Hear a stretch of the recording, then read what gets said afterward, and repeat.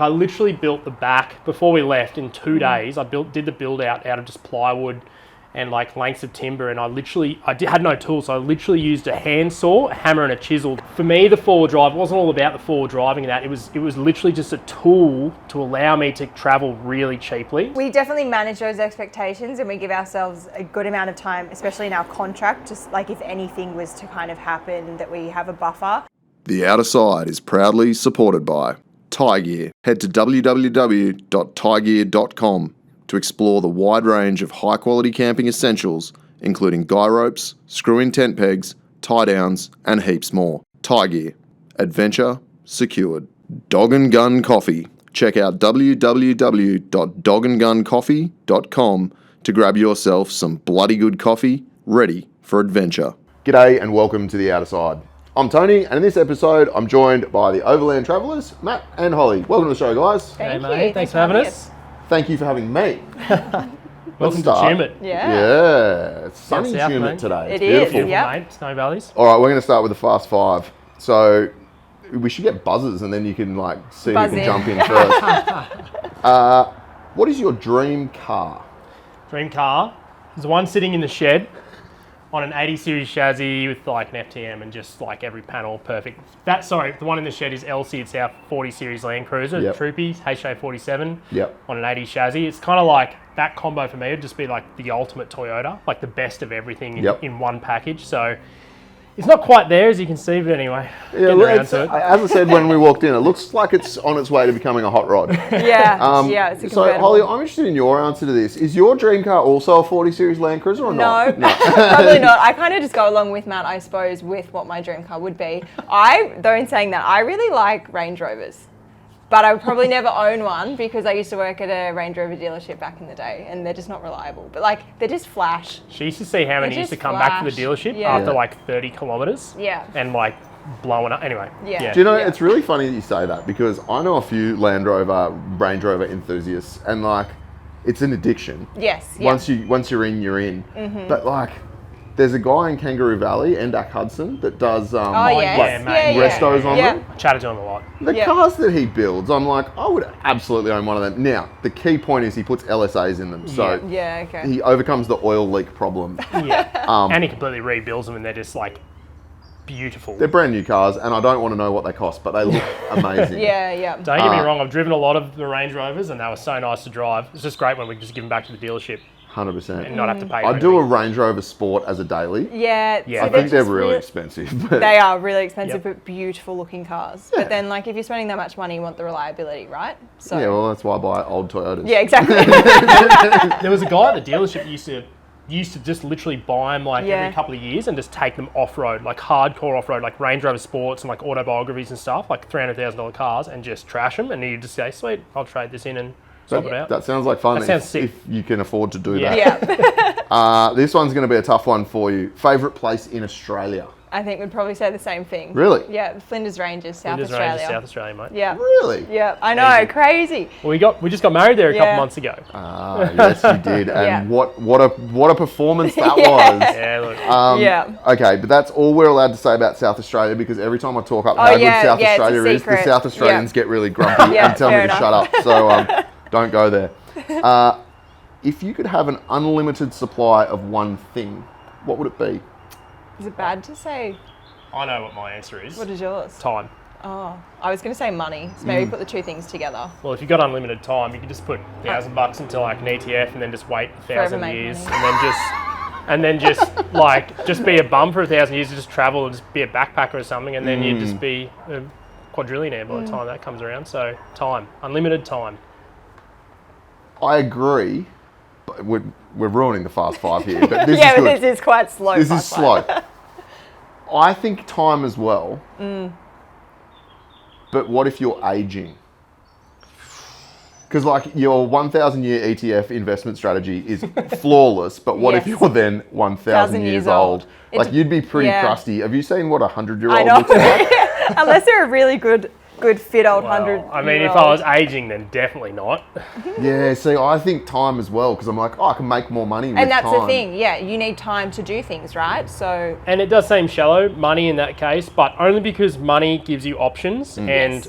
options in life is what what everyone strives for. 100%. So, and that's maybe the problem, because the one thing that we do have an unlimited supply of is options, but we don't have time to act on them all. yeah, we don't have the money to, Implement. do what we want. Yeah. Well, we just covered that with the Range Rover Sport.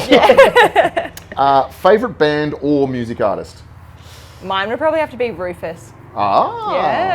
Yeah. That's the second time someone Yeah, said really? that recently. Yeah, okay. Yeah. Bon Iver. Yeah, special place in my Bon Iver. Nice. Like, it's acoustic, very chill stuff, but I love it. Good memories of backpacking around Europe on a train, listening to Bon Iver, listening to Blood Bank and stuff. Anyone that gives me an 4 answer Emma. that's not country is allowed to stay on the show. Perfect. And what would you eat for your last meal?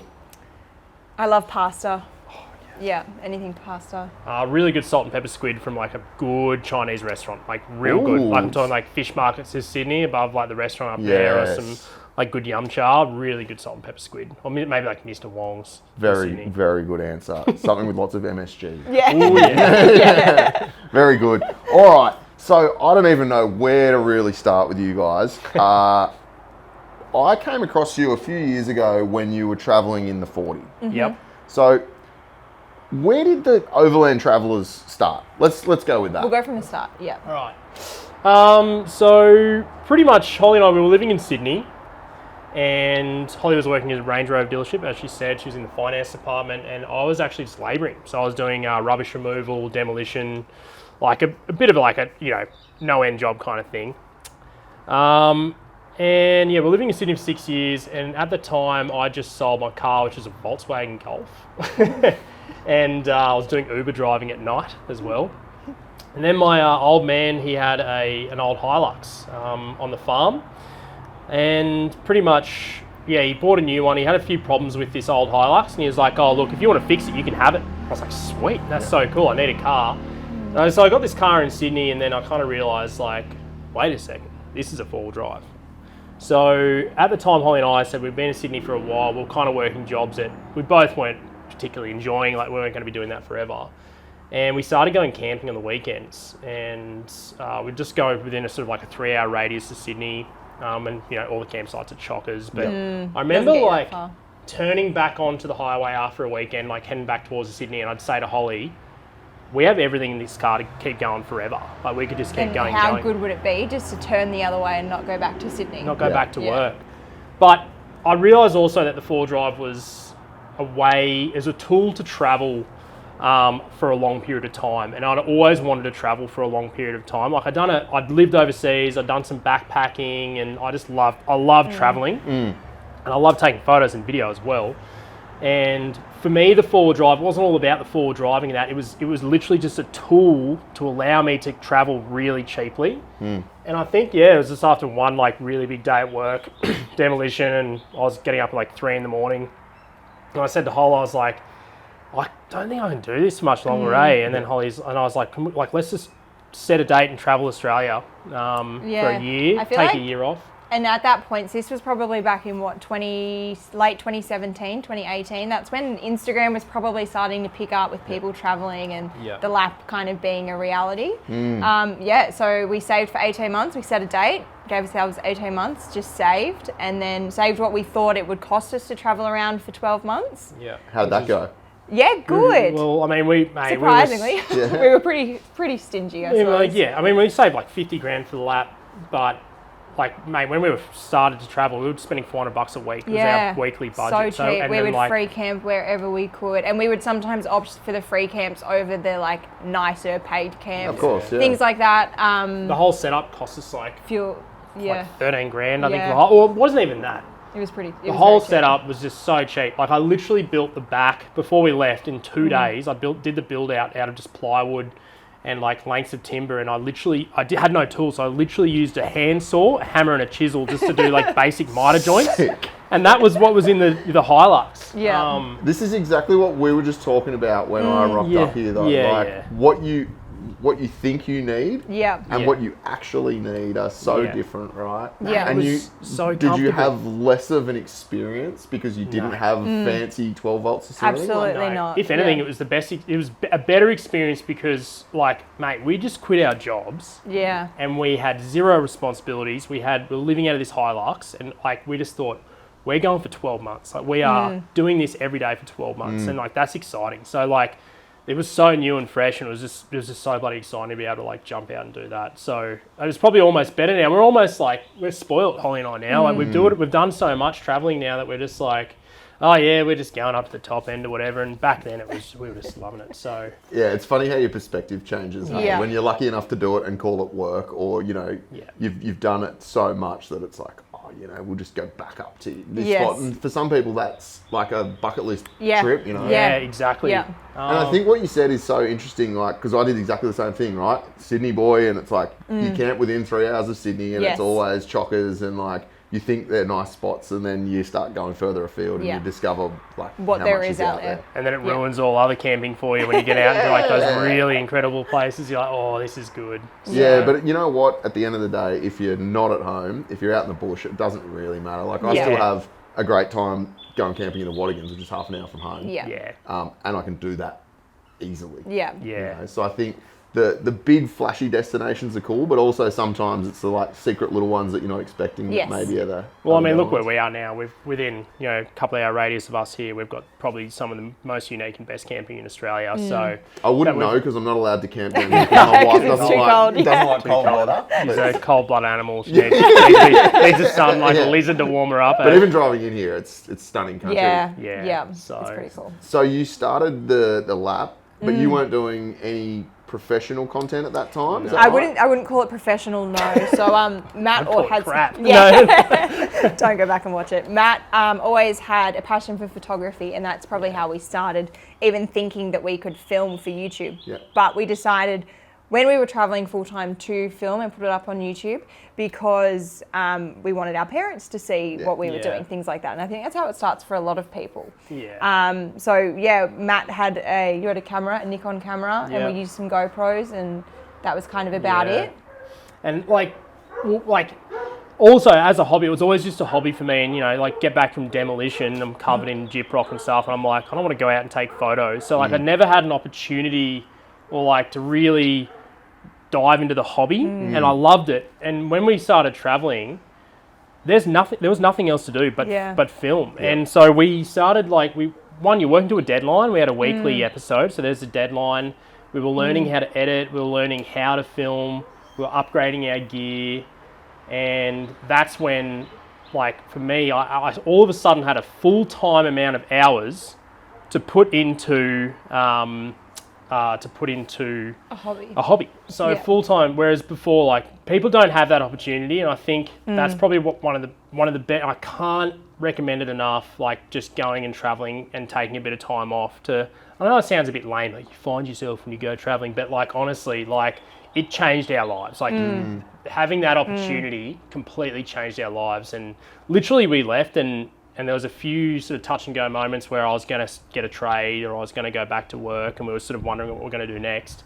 But yeah, we haven't been back to work, and we've started our own business, work, I suppose. And we're flat out busy now. And we have the business outside of YouTube, so we have a media business, and we shoot weddings mainly, a lot of weddings. So I shot 50 weddings last year, on top of all the YouTube channel and travel. So and then on the commercial gigs as well. Yeah. But essentially, like what the YouTube channel gave us was like we'd done a couple of 100 episodes on YouTube, where, as I said, we were editing, we were learning, upgrading the gear, and we got to a point where I was like, I think we're good enough to do a wedding. So we sort of skipped being really crap for the start of YouTube, which you don't want to do at a wedding. You don't want to be, not know what you're doing. So, and we sort of jumped into it, and we didn't really realize at the time, like, there's no videographers in where we are in the Riverina, and it just sort of kicked off, and it just was really busy really quickly. So, yeah, YouTube really changed our lives in that regard, like beyond all the opportunities it's given us. But yeah, that's so wild. I love hearing that stuff, man, because like anyone can start a YouTube channel. Hell, I started one. I have no qualifications. I'm not, anyone can do it. Mate. But like the number of people I've met who've started, be it a hobby or just, as you said, Holly, like just documenting what you're doing so your family can see it, and then it snowballs and turns into something massive. Yes. We had under 200 subscribers or under 100 subscribers for like 2 years. Yeah. We kept making videos. And that's the thing with YouTube is like people have got to be willing to do that. Like I said, you just got to have that lucky break, and we had we had like under 100 subs, and then we had 2 videos within 2 weeks that got like a couple of 100,000 views. They just went nuts, and it sort of just went from there. Yeah. And we kind of like, you know, like it's been a slog ever since. Like, you know, it's a real grind. Oh, you know, the for us. struggle is real. Yeah. Yeah. Yeah, man. Anyone out there who's thinking about starting a YouTube channel, you need resilience. Yeah. You do. How do you go with that aspect of it? Because like the human, like I don't care what anyone says, but there's like a base level human desire. You want the gratification of like you put up a video, and you want people to see it, right? Yes. You want lots of views and you want lots of engagement. What about when you put your heart and soul into something and then it just doesn't take off? How do you deal with that? It's pretty defeating, and I suppose it is one of those things you've just got to keep doing it. It's a really hard race to run because I don't know, the algorithm and stuff, it's just hard to figure it out. Which is just the audience. Yeah. Which is changing. And I've noticed that, I reckon the past 12 months, I reckon like, you know, the way you have to try and get people's attention these days. And I hate to say it, but I don't think on YouTube nowadays you can get a really good channel going purely on the merit of the videos, and as in like good videos. Like, I know a lot of really successful YouTubers, they have their title and thumbnail before they even make the video. And it's a shame because like if you don't come up with some, I call it legit bait, not clickbait, but legit bait, whereas you're like, you do essentially, you're hamming up what sort of some aspect that happens in the video. If you don't do that, like nobody will watch it. Yes. I'm not even kidding, like you have to, because you are competing with everyone else, which is so good at it, and you're competing with all these people, and if you don't do it, you're just going to be left behind. So it's really hard, and it's something that, like, man, we've been doing the A/B testing on thumbnails and all that kind of stuff recently, because And we still aren't any clearer as Have you to what learned works. anything from the A/B test? Because every time I It's do it, so I just end up more confusing. confused Yeah. and then pause the test. I'm like, I'm done with this. What we get on some isn't even 33.3% on each thumbnail. I'm like, well, that's You're like- great. Yeah, so they're all either equally good or equally bad. Yeah, exactly. It's hard Yeah. to kind It's of... and it's such a tough thing because it's not like you put less effort into them, right? You're putting the same amount of effort or more effort in, and then it just doesn't land for whatever reason, or the algorithm decides to not show anyone. And Yeah. so it's And quite as I said, frustrating. the algorithm's just the audience, and I think a lot of people, a lot of YouTubers don't really. I think this algorithm, some AI robot supercomputer in this like, you know, warehouse No, in, it's like you know, real Silicon people Valley. clicking it and watching It's it. just people on the internet, mate. And it's just like, if people keep clicking on your videos and they watch it for a certain amount of time and then they keep going, like, YouTube's just going to feed it to other people who sort of have the similar interests. So you just kind of got to keep evolving. But I don't know, it's a bit of a rat race in some way, and that's why Holly and I, we're really glad to have a whole other business. Yes. So we're not just financially relying on it. just on YouTube. It is so stressful. Yeah. Yeah. We probably made that call a couple of years ago to start with the weddings and look at a different financial streams because it wasn't making enough. Yeah. And we're also trying to make a wage for 2 people. Yeah. So like there's some YouTubers out there who do great that one person has a full-time job and the other one's on YouTube, whereas us doing it both became pretty challenging. Yeah. 100%. And like, I know from talking to, you know, and being friends with people who make a living from YouTube,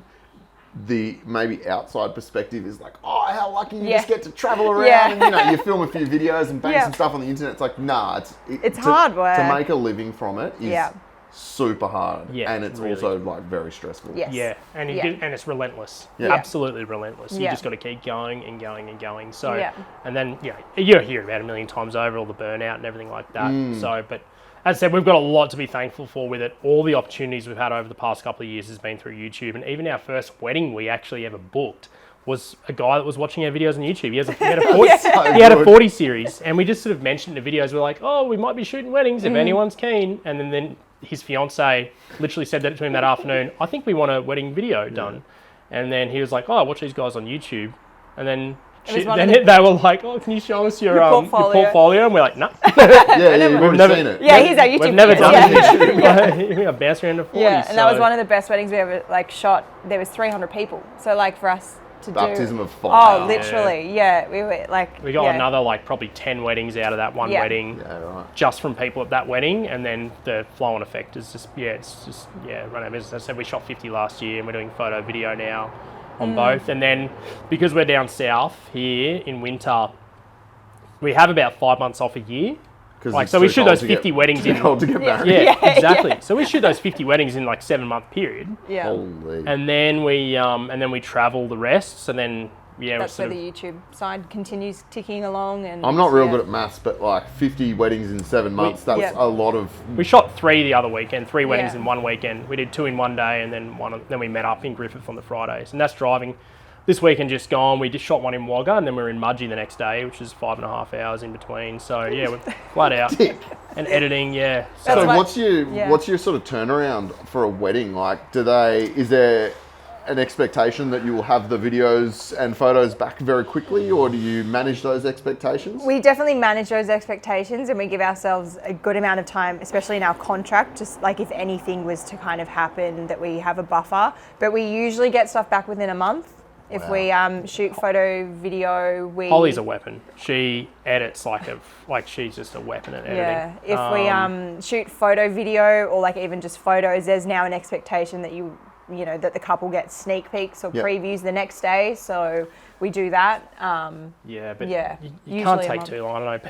People want their stuff instantly these days. Yeah, that's why like content creation is becoming a really big thing in the wedding scene. So someone going around with their phone, capturing the day as well, because people just want stuff instantly. And that goes back to how people are also seeing and viewing their media, like with TikTok and Reels and...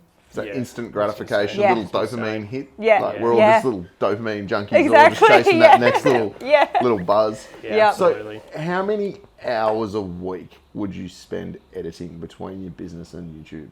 Do you even want to think about that? Yeah, probably not. It's definitely like a full-time job, and more so. Like we probably work more hours than like your 38 hours a week, I reckon. Oh, easily. Well, lately it's probably not too healthy, but we've been editing like literally day and night. Yeah. Like we'll watch TV and eat dinner for a bit, and then I just have to stay up. I actually really like editing at night because no one distracts you. No phone calls. I'm the same. Yeah. Because I have a full-time job and a family. Yeah. All of my editing occurs between the hours of like 10 p.m. and whenever I go to bed. Yeah. So like last night I had to edit an episode for this week before I went away, and it's like, well, no one's going to do it for you. Yeah. And during the day, like if my daughter's awake, I'd rather spend the time with her. So you just suck it up and do it at night. But you're right. Like, those wee hours of the morning are sometimes the most productive. Yes. Yeah. Yep. So but anyway, like the YouTube channel and everything, as I said, it's just relentless, and a lot of editing, a lot of work, and we've probably backed ourselves into a corner in the sense that we like to try and put a bit more effort into our videos because we have the media business. Like we can't really shoot a poor quality video because like it's got our name, our business attached to it as well. So we're not running around with GoPros. Like we travel with about 60 grand worth of gear, and we're sort of filming it. Look, it's still not the best stuff out there. No, but your quality is absolutely up there. And like me saying, if it's overexposed, whatever. But like, I don't have a media business, so what sort of gear are you shooting on for your YouTube stuff? Yeah, all Sony. All Sony gear, DJI drones and action cams. Way better than GoPros, the DJI stuff. But yeah, all Sony gear. We've been Sony for a couple of years now, and I can't recommend that gear enough. If anyone's wanting to upgrade and get into something, Sony's where it's at. So A7s or are you shooting FX? We've got 3 A7S3s, 2 A7 IVs, A7R5, and an old A7 III, which is literally just a time-lapse camera now. Wow. So we've got quite a few bodies, and then lenses all the way from 16 through to 600. Yeah, wow. Yeah. That's cool. Everything. And you're absolutely right. I sort of don't think about this because I've got a background in marketing this stuff, but for anyone that's out there thinking about shooting content, like the Sony A7 for the money, you can't beat them, mate. You know what's funny though, people get onto me, they're like, I've probably got about, what do you recommend for your first camera? I'm like, well, what's your budget? And they're like, maybe $2,000. I'm like, sweet, use your iPhone. Yeah. Because there's no intermediate cameras these days. There's no beginner cameras because your phones have taken that over. So you got to jump right into something that's probably like pretty I don't know, decent these days because there's just nothing in between. I just bought a new iPhone last week and it was $3,000. Oh, is it good? We're thinking about. I haven't got it yet. Yeah, okay. But I ordered a 17 Pro. Yeah. It was $3,000, and I had that same well, that's thought. The thing, I was like, how much this is a more camera? expensive than a freaking camera, but like, I'm buying it for the camera. Yes. Yeah. So hot tip there, anyone? Just use your phone. Just start off with your phone. What blows me away is some YouTubers that I watch from overseas that nothing full drive or outdoors related, like cooking stuff and food channels. It's all shot on iPhone. Yeah. Like everything. And they make millions of dollars a year. And Whistle they and shoot Diesel. The whole thing Yeah. iPhone. iPhone. Oh, really? Whistle and Diesel's iPhone. Yeah, Yeah, right. I think it might have changed recently, but I mean, he had, I don't know how many hundreds of millions of views just on an iPhone. There's a couple of boys out of New Zealand that film a fishing show called The Lateral Line. Yeah. And they came from like, they used to have TV shows and stuff. And now they just do YouTube and it's all iPhone. Yeah. And Wow. like the quality of what they shoot is unbelievable. Yeah. Like I have to keep reminding myself that this was shot on a freaking phone. Yeah. 28 years later, the movies recently was just shot on just iPhones. Well, we were just talking before we filmed about like the 5D Mark II from Canon and how that changed the game, right? And I remember the show House. I was never like a fan of it, but they shot an entire episode of that on 5D Mark II. Wow. And in video production circles, everyone was losing their minds that this was possible. And now people are shooting them on phones. Yeah, Yep. so... Insane. Yeah, we're really lucky these days, and drones and stuff, mate. It's just, it's so cool. We're very lucky. I Very, think very the other lucky. thing I would say is like, you don't need the best gear. Like you need to put the time and effort into it. And your comment about being able to apply like a full-time workload to a hobby is really pertinent. Yep. I think if you spend the time, it doesn't within reason. The tool is the tool, right? Yes. But it's how you view something and how you capture it that makes magic, right? Oh, yeah, absolutely. There's people doing way better channels than us just using phones. Like, you know, the stories there or whatever, you know, like, like there's people doing incredible stuff. So do you have any professional training in photo and video, or you just learnt, or YouTube? Well, I've learned everything from Matt. How did you learn? Just figuring it So, out. well, actually I did a advanced diploma in 3D animation and visual effects back in the day. So I do a lot of, I draw. I'm a drawer. I don't know if you saw artwork in the house there, that ram did. skull. Yeah, I drew that. Yeah, I saw the one you did for Harry. Yeah. That was cool, yeah. I did a couple for Harry. So I did that, but I actually figured out, it allowed me to figure out what I don't want to do in life, and that was sitting down in front of a computer, just, you know, tearing what hair I had left out. We almost do that. You're, you're almost there. Anyway, but these programs, they're just so convoluted. And anyway, but what I did, like, you know, notice that I like was the cameras and the camera work and everything. And I've always enjoyed that outdoor element, you know, and like, because we both grew up on farms, you know, real rural. Holly grew up around 4-wheel drives, like her old man, you know, he's grew up in Toyota. a 60 series, She learned to drive in a 60. And we always had 4 drives on the farm just because they were the work vehicles. And I just used to camp, like, you know, I'd jump out. I remember some nights I'd just go and camp out in the backyard, like literally just unroll the swag and just go and camp in the backyard. Yep, guilty. Like- I did the same. Yeah. I was in 50 like metres from my suburban Sydney and I was camping in the backyard. Yeah, I'd drag my parents out, you know, Dad, come out and sleep. And then I remember Dad would get up halfway through the night and be like, Go back inside. I have a perfectly good bed in there. What is wrong with you? yeah. But yeah, I think when I think back to that as a kid, like setting up the tent in the backyard, I was that keen to be outside. It's like, it's probably no surprise that we've ended up where we are, right? Yeah. Like, Yeah, so it's kind of all went in hand in hand. We had that outdoor element that I enjoyed, but for me, the 4-wheel drives, it was the tool. It was the tool to get out, and I still wouldn't consider myself like a 4-wheel drive dude. The car for me has always just been the tool to go to these really cool places, to travel to cool places, to travel differently than, you know, you're sort of going on, you know, getting on a plane and going to Europe or something.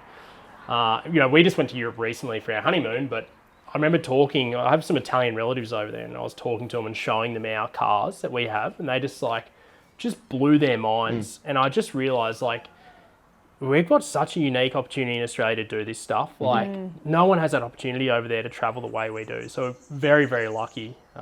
So yeah, it's just 4 drives to me. It's the tool to get out there and get to the cool places. There's nothing wrong with that. Yeah. Like, I think a lot of my audience and a lot of people I know that have 4-wheel drives, they wouldn't consider themselves like a 4-wheel driver in terms of they don't want to go wheeling and smashing their car up. And like, neither did I, but here we are. Yeah. Now I seem to do a lot of that. Yeah. But, you know, the weekend just gone, I went camping with my family and some mates. I drove the car and parked it and it didn't move. Like, we weren't out there wheeling, we were just using it to camp out of. And like, for so many people, that's what they're for, right? It just enables you to stay out there longer. Yeah. It's absolutely a tool. There's nothing wrong with that. Yeah, and it's funny, people come to me for advice on some things, you know, and I'm just like, geez, I don't know. I don't know what I'm doing. Don't do it. Yeah. You'll spend a lot of money. Yeah, well, there is that. Even if you're not out there breaking stuff and pushing the limits, they're an expensive little hobby. Yes. Oh, yeah, man. So where did the transition from the Hilux to the 40 occur? So, it's a good story. So we just kind of finished our lap. We had travelled around for about 10 months at this point. And we were back on the East Coast at my family's place up in northern New South Wales. And Matt was on, you found a Gumtree ad, didn't you? Through like an article he was reading. It was a news.com article. And then you know how they have banner ads at the side? There was a Gumtree banner ad. And then it had like Gumtree ads in the banner ad. And there was a HJ47. And I was like, oh, that's one of those things I think is really cool. I don't even know what a HJ47 was. I'd known the FJ45s. Yeah. I didn't know the 47s existed, like the diesels. And that was the desirable one. Yeah, and I was like, oh, a diesel's cool. At this point in time, we were kind of we were stuck. We didn't know what we wanted to do. We'd just been traveling for 10 months. We didn't have the funds to keep going. We needed to work. We weren't making any money off YouTube. Yeah, either, we really. needed to figure out what we wanted to do. And then this car popped up for sale and Matt said, should we buy it? And I was Some like, of our last money we ever Yeah. had. Possibly not. We had like no money, and Yeah. it was $4,500. Yeah. Hadn't been registered. I hadn't been registered for 12 years. and it been was in a paddock. 3 hours north of Perth. So Convenient. we Yeah, we super booked a convenient. one-way ticket. We flew over. Man, this like bought off this dodgy dude out in the bush. Like he was Yeah. dodgy. But anyway, Yeah. like, thanks, mate. Anyway, like we got there, and the guy, this old fella I was with, Jeff, he helped me with the car.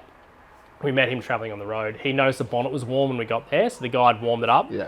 Because anyway, he started like a dream. Anyway, he's like, yeah, you might need new glow plugs. And I'm just like, started all right then. Anyway, but yeah, it didn't start well the next morning. But we ended up, we drove it back, had like no brakes. Anyway, we got it back and we spent a week getting it to a point where we could drive it like Across the country, 3,000 literally. K's home. Safely. Yeah, we yeah, had to the get lights off Sort of safely. we got the lights working, we got the brakes working, and then we dumpstered, found a mattress, like how people do the council cleanup. So I had we found like a big foam mattress, so we put the mattress in the back, and oh mate, like we drove this thing, it had a hole in the roof. So I remember on the Nullarbor, we like put Gorilla Tape up to block the hole because there's bugs like coming in, like hitting my face, like open my mouth, I was like yelling. Locust to the face while you're driving across. Dude. So, but yeah, we drove a couple of thousand Ks home, and this thing, I said, it hadn't really been used in 12 years, and it just drove the whole way. And then we did like the most dodgy paint job in a shed.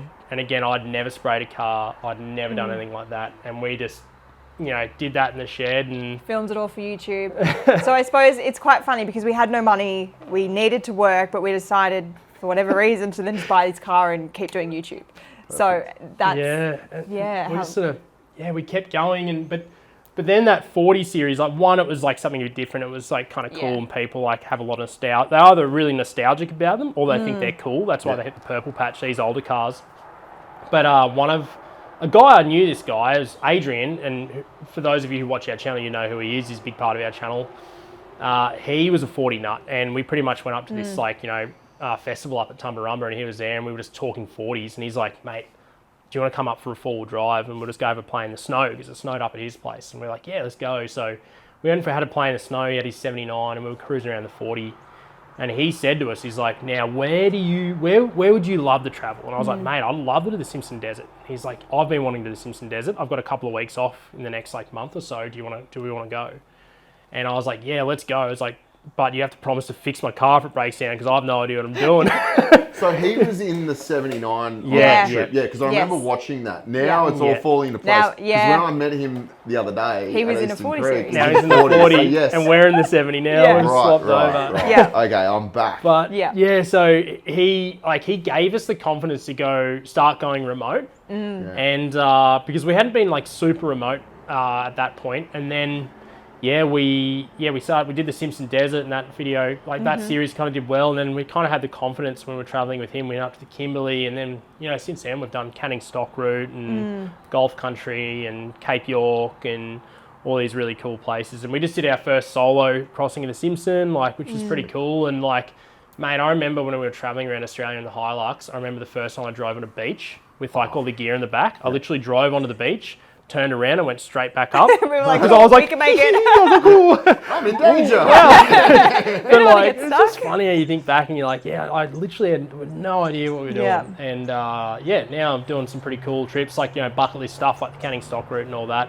But yeah, the 40 kind of really changed it for us, and we just we slogged away for a couple of years. Like, we were just earning nothing. We had this 40 series, and we were just like going up to the Kimberleys, 40 degrees, no aircon, like, mate, everything breaking left, right, and centre on this car. Like, it was just like cobbled together. Went to Mitchell Falls and did the Mitchell Falls Road that trip, and nearly car- killed us. yeah. Character building, I think. Oh, they yeah. call that. But you know what? I was listening to you talking about going and picking that car up and driving it back with a hole in the roof and no brakes. What an awesome story. Yeah, As it opposed was, to like, yeah. I just went to a car dealer and bought a car. Like, oh, who cares? Yeah. It would have and been that's- cheaper for us to actually truck it back. Yeah, and that's But what we to thought at fly. the time. We were like, this is going to be an adventure. This will be great. And it definitely was that. Would I do it again? Maybe not, but like, we've done it, so. It's so And weird. what a Yeah, story to yeah, tell exactly. your kids and your grandkids. Exactly, right? yeah. And it was like unregistered, like we drove it on permits from across the Perth to country. Armidale. Like, it was legal, like, but Like it a was trade plate on it. it was kind of weird. Off we go. But like Yeah. starting it every morning, or like at the fuel station, I hated turning it off because the starter motor was a little dicky. I wasn't actually EDIC motor? Wasn't the starter motor. It was something completely different. But I thought it was the starter motor. Mm. So what I'd do is I'd put it in first and then rock the car back and forth so like the flywheel would move and like tick over the starter motor, and then I could get it going. So I was at the service station rocking this car back and forth. Bonnet was up. Bonnet was up, and I'd start it and then we would get going. So it definitely looked like we stole it. Yeah. Dodgy as. Yeah. I'll let you in on a little secret. This morning at 6 a.m. I was in the driveway with the bonnet up, hitting my starter motor with a hammer.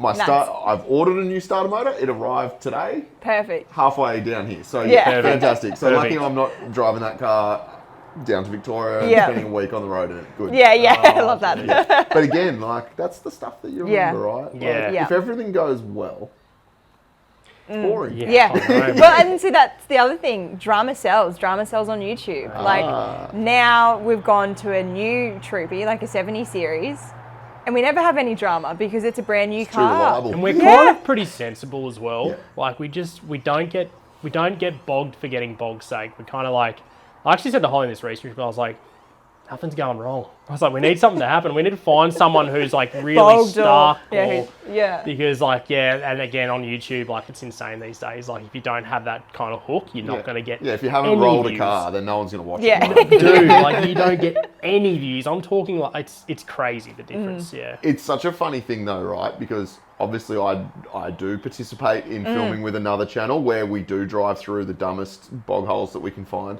When I'm with my family, there's no way I'm driving into that stuff. I'm driving as far around the mud as possible, right? Yeah. Like, it depends what you're out there Oh, for. If you're out definitely. there to push the limits of the vehicle, sure. Yeah. But like, if you're traveling, Yeah.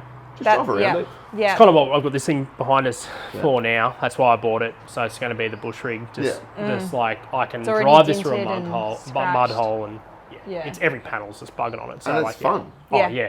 Like the GQ is that. Yeah. Yeah. You know, it's like, oh, there's a bog hole. Just send it in, and if it fills with water, I'll gurney it out. Yeah. Like, it's nice to have a car that isn't good to too have pretty. both. I couldn't Yeah. agree more. We were doing Cape York last year, and we were in a group with we all had 70s. So we had Rafa, and so it was 470 series, like all like super nice builds. But like, mate, they weighed like 1 million tons. They Yeah. were as tall as a block of flats each. Anyway, and we're in, doing all these things, and I'm so worried about my like very expensive car, And there's this group ahead of us. You know how on the telly track you've always got the group ahead of Yeah. you that Kinda you can like kind of like bunny hang out hop with, and- like Yeah, yeah. as you go. There was this one dude, and he had an Ellen 106, and it was just like 35s reduction gears. Every panel like was dented, bar work. He was going through every bog hole. He's doing Nolan's in reverse. Like, he's just having fun. Just shut Yeah. up. And I was like, wait a second. These guys having way more fun than me. Yeah. And I was like, I need a shitbox. Yeah. And I literally bought that with Starlink on the telly track. I found it, and I said, Holly, I'm buying a 60. And I said to my mate who was with me, I was like, do you want to go halves in these 260s? Anyway, literally bought it on the telly track because I wanted just something just to beat up. It's funny how that happens. The GQ was exactly the same. I was on a full drive 24/7 trip in my 80, and we were mud bogging for Yeah. like a week straight. And I was like, oh man, this car's too nice. Yeah. I've spent too much money to be Yeah. doing this. And I was like, as soon as I got back, I'm like, I'm buying a beater. Yeah. Like, you need that if do. you want to do that stuff. Yeah. I think. Yeah. It's all well and good to say, I'll buy 2 cars, but you can buy something cheap. Oh yeah. Like what would you say this was? A couple of grand. 3,000 $3,000. bucks. Yeah, $3,000. Beautiful. Yeah. And if it gets a bit of mud in it, Oh, it Oh, doesn't mate, matter. vinyl floors. I actually gurneyed it out after I bought it. It was, mate, it was that rough. I It'd just been took the interior in a out. And, quarry for years, like Yeah. working on a quarry. So it was just it was beat Beautiful. up. I found like a whole piece of like firewood timber in behind one of the panels, like in I was like, like how the did door they even get in The there? ballast. Behind the door cut. Like I was like, what is that doing in there? that's when they really were trying to fit as much Yeah. plywood in as possible. They start Yeah. removing panels. So you've had a Hilux, a 40, a 60, a 70, and a new Prado. yeah. 250. There's one that's missing. Yeah, I know, 80. Come Oh, on. I actually had an 80 at one point Okay, growing up. good. My dad bought one. You can stay. Good. We had a 60, and then we kind of forced my dad to sell it because it was big and brown and loud, and so embarrassing. And then he bought an 80 series, so I've had okay. some time in an 80.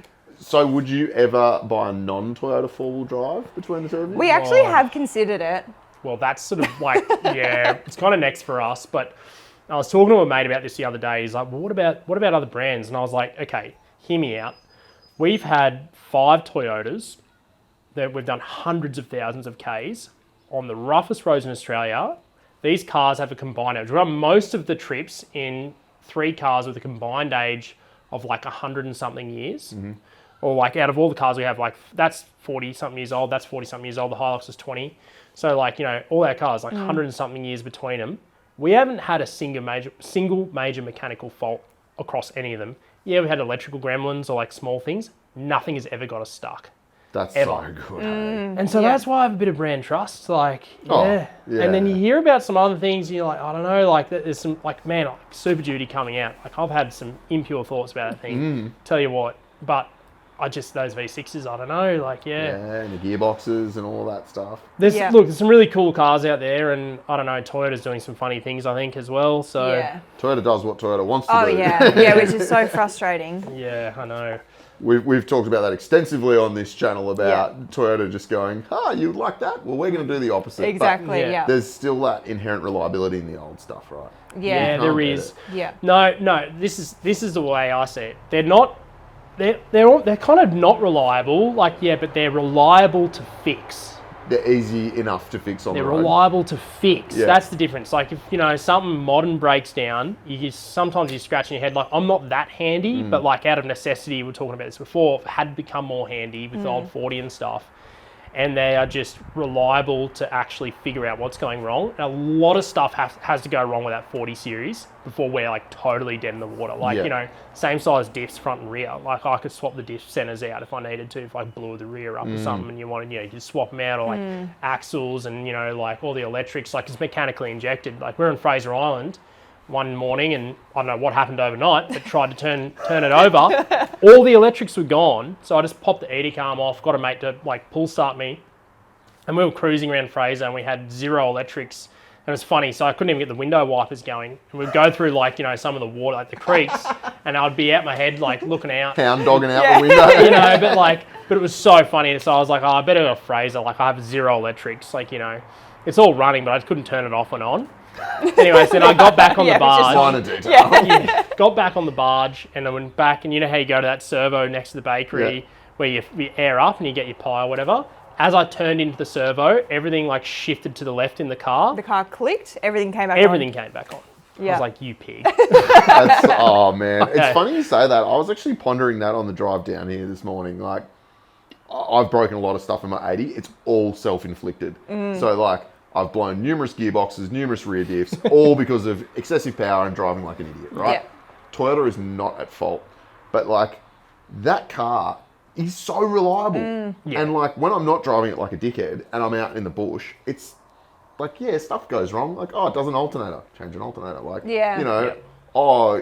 anything is, not anything, but 9 times out of 10, they're fixable, right? Yeah, reliable to fix. The modern stuff is like, oh shit, where's the computer? The How do I computer fix that, things right? What is the going issue. on, yeah.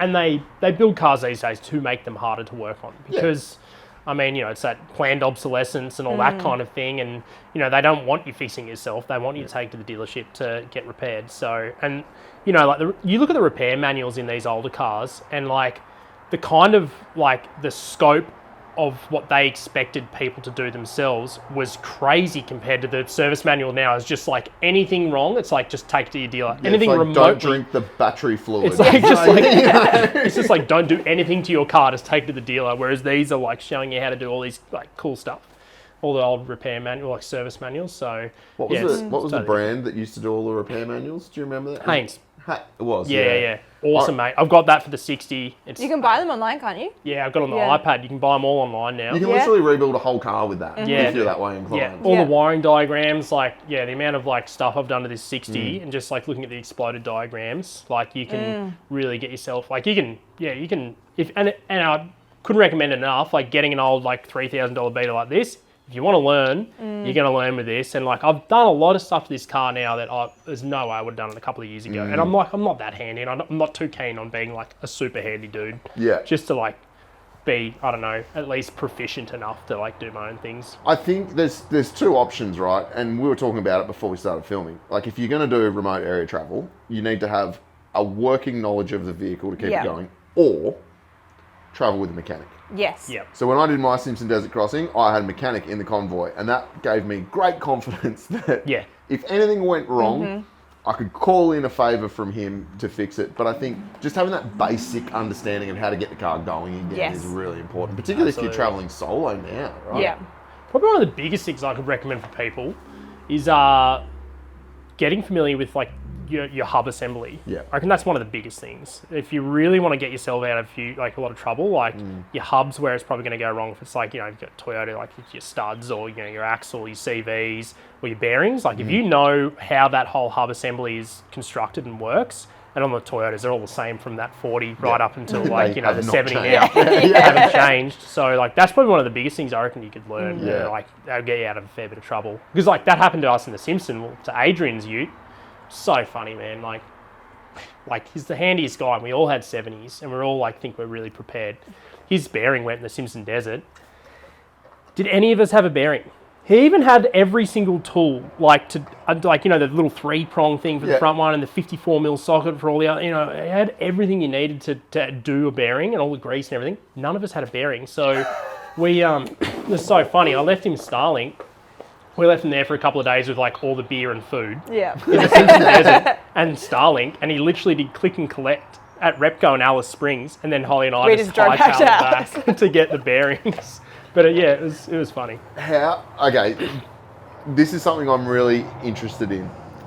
Is Starlink a good thing or a negative? Okay. It's definitely, for us, it's a good thing. Super important. It depends who you ask, and I think it depends how it's used. And for us, yes, it's a good thing. Yeah, I mean, our whole business, and not just YouTube, but our media business, it revolves around the internet and having access to it.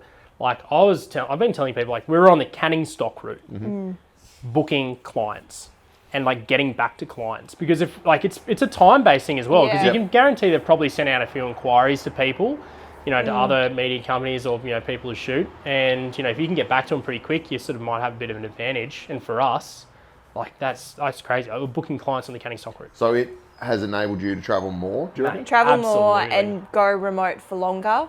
And as not well. not that I would say like you can't beat an EPIRB or PLB for emergency situations, but like in that situation, like it was really handy. Like and there's a few situations where I think it can be, you wouldn't want to rely on it, but for contacting people reliably, like way better than a sat phone or that. Sat phones are horrible things. Yeah. But it's funny though, like when we were on the Canning stock route, we'd set up the Starlink, and then everyone would get the Wi-Fi, and everyone would be quiet, and then we'd sort of announce to the group, all right, we're going to turn the Starlink off, and they would go, oh, no, I've got to check my emails, because they were going to check emails, but then they just start doom scrolling. Yeah, well, that's where I was going with it, right? So, like, I think it's an amazing thing, right? We just did nearly a month in the Cape, and there were 2 Starlinks in the convoy, and it was great for me because I was working, but I was Also away from work, right? Yeah. And being able to just reply to emails and give people a yes/no answer when my staff are asking, like, hey, should we do this? Yes. Being able to reply immediately is So fantastic. powerful, mate, yeah. But what sucked was at night when we're sitting around a campfire and I'd look around and Everyone- 5 people are on their phones, and I'm like, bet you no one's doing anything good. Yes, Like, yeah. no one's doing anything productive. It's so Yeah. easy to Like, get stuck into being not productive these days. yeah. So I think switching it off. Yeah, and I think that's a good thing. Just have boundaries with it. Like, Yeah. don't always pull it out, or only pull it out every second night, or How turn it on pathetic are for- we as humans? As well as talking about the little dopamine, Yes, little I dopamine know. chase. Like we have to Yeah. set rules for ourselves with internet Yeah, usage. yeah. Where we're meant to be wi- remote it's and not wild online. these days. But I don't know. You've got some of the smartest people in the world figuring out how to get your attention. Of course, they're going to, you know, of course they're going to get it. And it's just getting, it's getting wild these days. I don't know. You would know in marketing and that, like, you know, just trying to, I don't know, you're fighting for people's attention these days in a way. And it sounds bad, like, you know, you're fighting for people's attention, but You really are. And like we look at the psychology of it, and they reckon at the moment that like the average human attention span is 3.5 seconds, which Wow. is ludicrous. Yeah. So, have you noticed? Because your content, I'd say, is long form Absolutely. comparatively. Yeah. Are you? I mean, is your channel still growing? Are you still getting the engagement that you were previously, or is? I mean, I Yeah. know you were talking about like the. No, I don't want to say clickbait. What did you call it? legit bait. Legit bait. That's good. Yeah.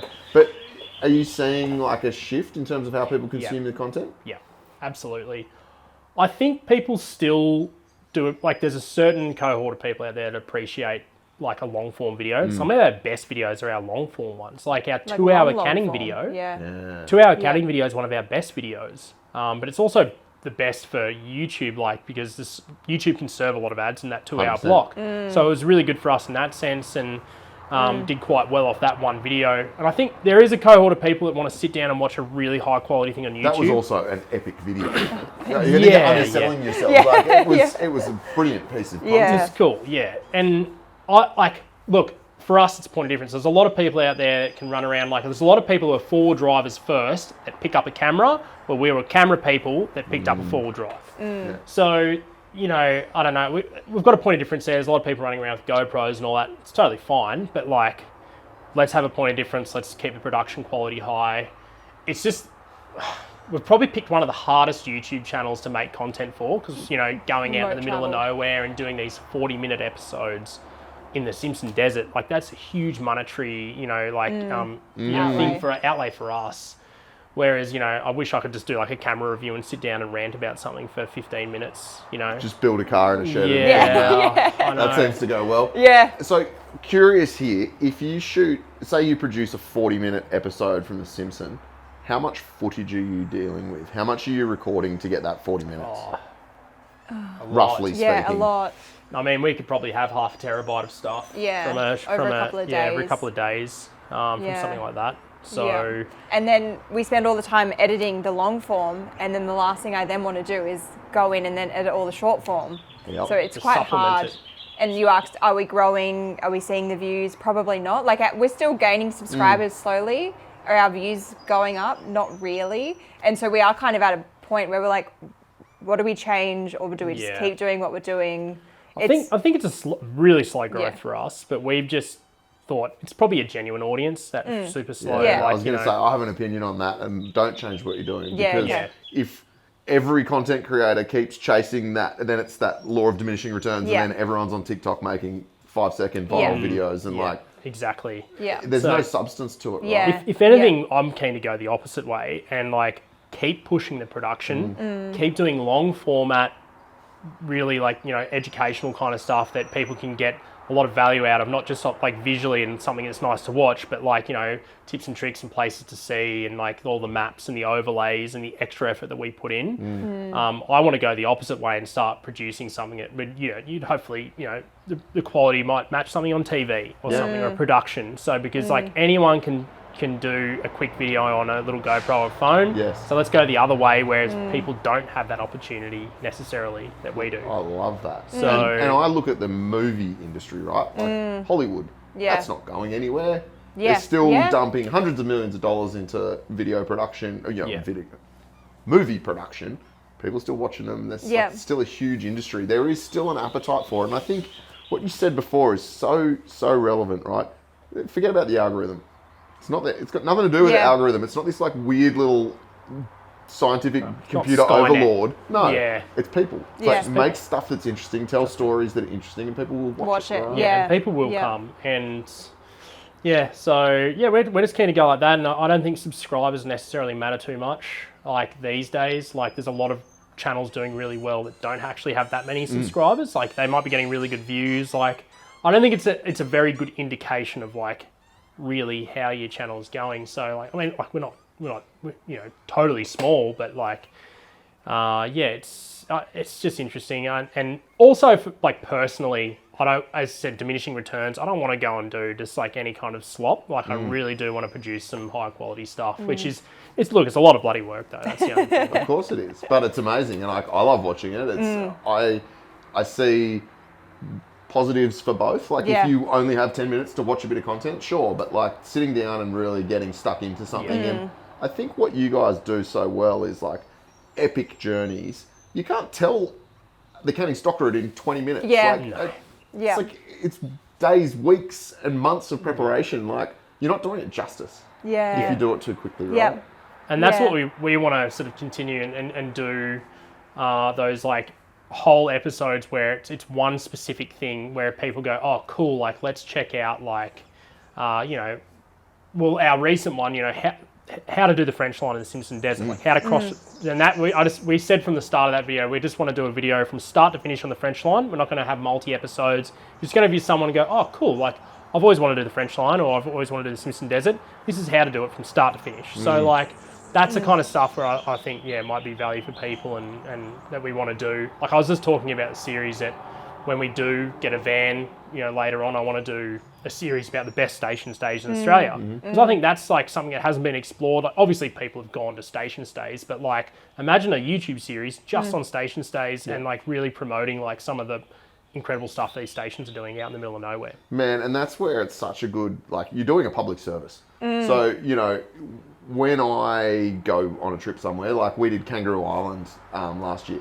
So what did I do before we went there? I went on YouTube and I looked up heaps of Kangaroo Island videos and was like, oh, okay, well, we've got to do that and we've got to see this. And, we might go to the Otways. Okay, where should I go there? And it's like, I'm watching all of these other people that have done it to go, oh, well, we can't miss that. It's like, it's a living document of, as opposed to back in the day, we like look at a book that some old codger wrote. It's like, who cares? But you can see it, Well, YouTube's what, second biggest search engine? Well, it was up until ChatGPT. I don't know about now, but YouTube's the second biggest search engine in the world. And like, I don't want to read about how to do something. I want to watch how to do something. I want someone to explain it to me like I'm an idiot because, generally I am. But. Same. We were just talking about this before. Like, if something breaks in my house, I'm like, oh, shit. Straight on YouTube, how do I fix this? And then my wife's like, how do you know how to do that? I did not. I followed some like weird French guy who was doing it and giving me step-by-step instructions.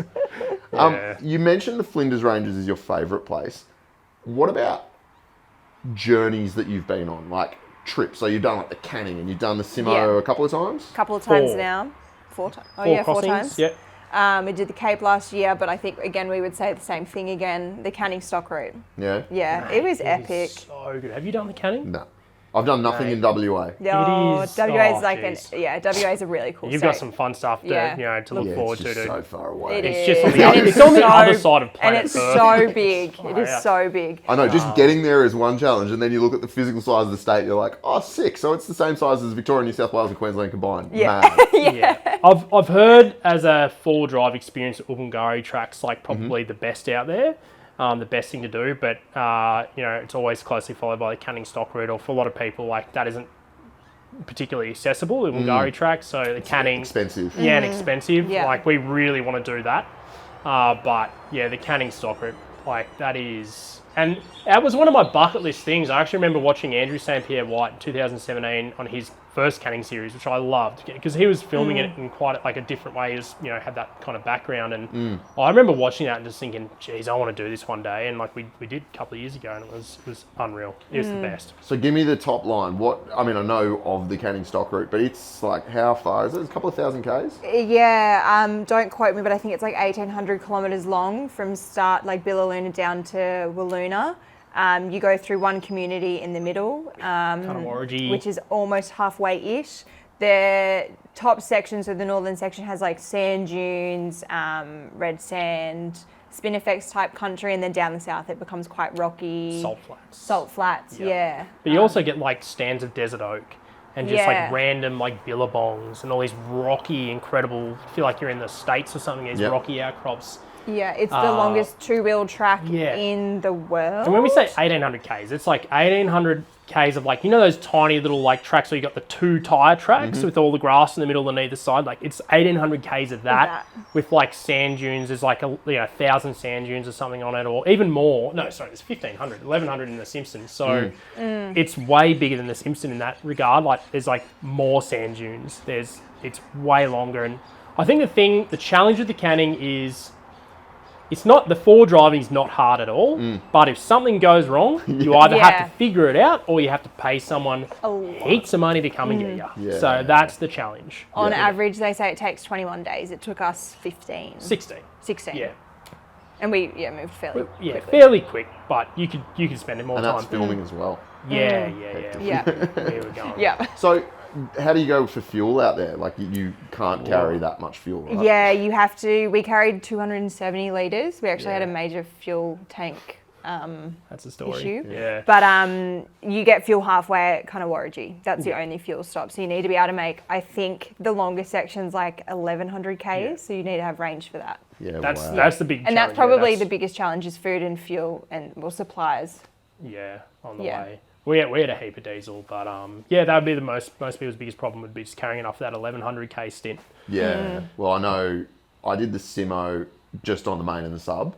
We had Jerry's, we didn't use them. But like by the time we got to Mount Dare, we were like, Yeah, we ran pretty low. out. We ran out in the Simpson once. Our first ever crossing.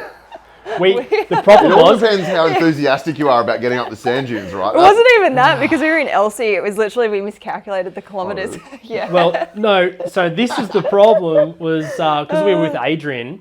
Adrian was like, "All right, let's figure out how many Ks. You figure it out, and I'll figure it out." And we both came to the exact same incorrect conclusion about how many Ks. We'd both got but because they were the exact same number, we thought we were right. Oh, you're like, we Yeah. nailed it. Yeah. We nailed it. Anyway, but we also went to Lambert Centre. Our issue was we and went to then- the centre and then so We got to- Alice yeah. Binns Track Centre and then back through the Simpson. And we did the Madigan line, which was the longer. Yeah. I think we calculated the Madigan, but we missed the centre bit going back and forth. We got within 50 Ks of Birdsville, so yeah, it was close enough. So there was no fuel anywhere, or someone had fuel? Adrian and Matt went back had into enough.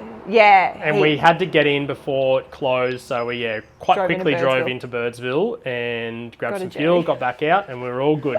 I'll be like, we're only 50 k's away. That's a decent walk. Yeah. And then one of my and I'd always carried oil with me, and that one trip I didn't because I was like, Elsie doesn't leak any oil. I'm not going to worry about it. Anyway, one of the on the vac lines at the back of the alternator just cracked and pissed out oil everywhere, and I was running very low on oil.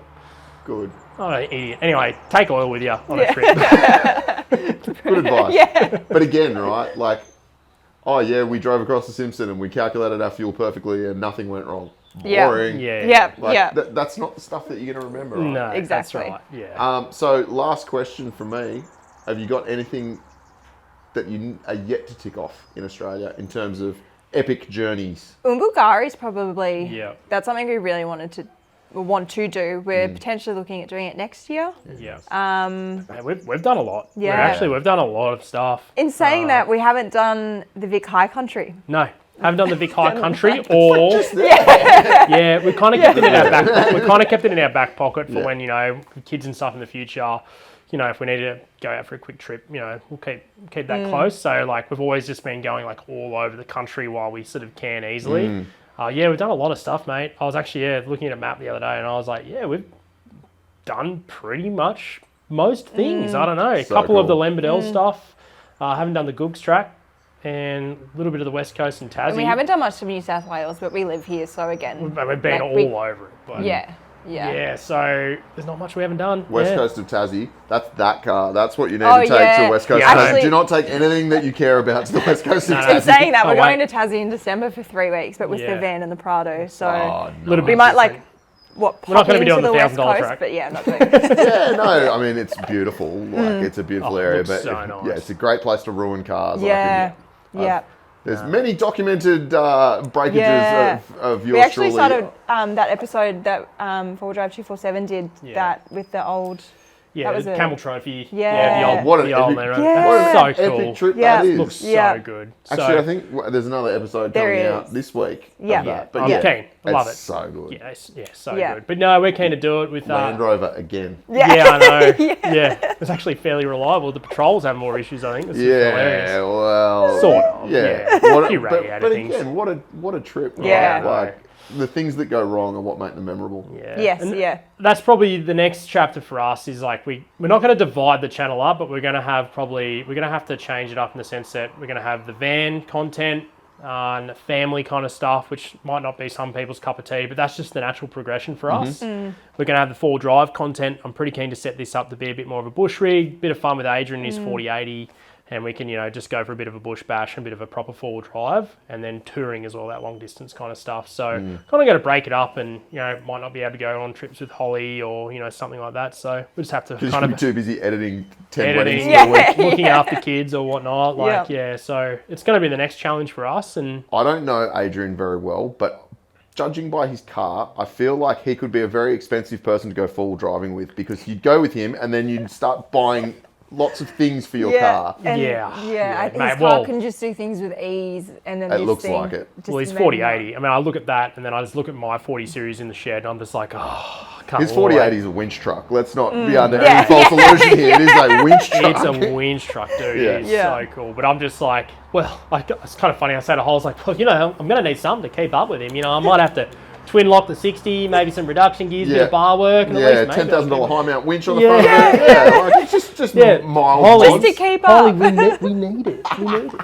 Hey, it's worked for me so far. Just keep pretending. Yeah, I don't know why this turned up at the front door. I don't know. It's funny. I think Holly just says, yeah, whatever. At this Yeah. point, she just sees me on Marketplace all the time. I'm like scrolling, and she's like, what are you looking at? I'm Literally like, this morning, nothing. he saw a short wheelbase 40 series. for- $2,700 Yeah. for a shorty. I was like, Holly, look at that. It's in Cowra. Rude not to buy that. It just sold a couple of minutes I was going to say, I saw you message them this morning. See, I just had this conversation with my wife a couple of weeks ago. She's like, why are you on Marketplace? What are you looking at? And then enter the Hilux. And she's just like, whatever. She doesn't even say anything anymore. She's like, It's like, there's okay. another old 4-drive out the front. Yeah. Great, needed that.